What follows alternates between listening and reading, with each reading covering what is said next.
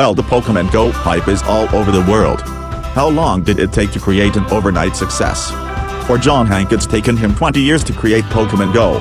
This week, the Pokemon Go app has broken all records, with 10 million plus downloads in the first week, exceeding Twitter in daily active users, and with higher average user time than Facebook, Snapchat and WhatsApp. How did John Hank create such a massive overnight craze? Here is how he leveled up in his lifetime to reach Pokemon Go.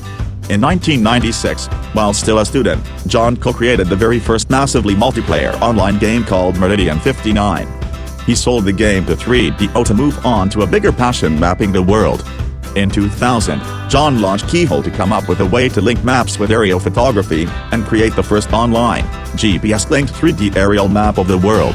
In 2004, Google bought Keyhole and, with John's help, turned Keyhole into what is now Google Earth.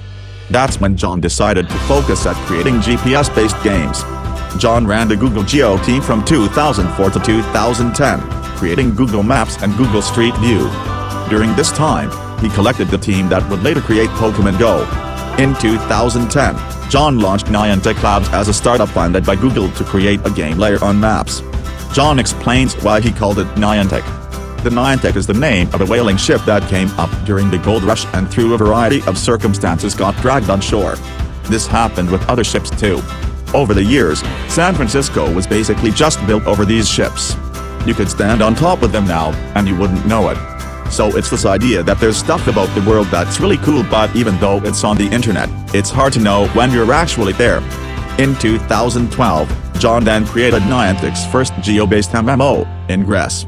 John explains, in the case of Ingress, the activity is layered on top of the real world and on your phone. The inspiration was that it was something that I always used to daydream about while I was commuting back and forth from home to Google.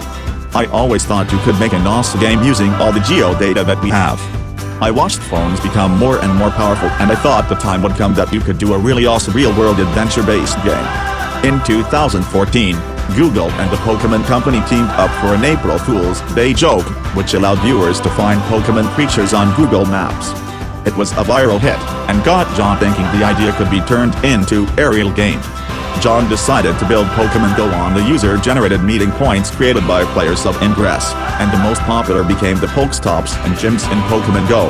As John says, the Pokestops are submitted by users, so obviously they're based on places people go. We had essentially 2.5 years of people going to all the places where they thought they should be able to play Ingress. John raised $25 million from Google, Nintendo, the Pokemon Company, and other investors. From December 2015 to February 2016, grew a team of 40+ to launch Pokemon Go this year. John and his team launched Pokemon Go on July 6th in USA, Australia, and New Zealand. Since its launch, Nintendo's share price has risen $12 billion, and the app is already generating over $2 million daily in in-app purchases, making it an overnight phenomenon.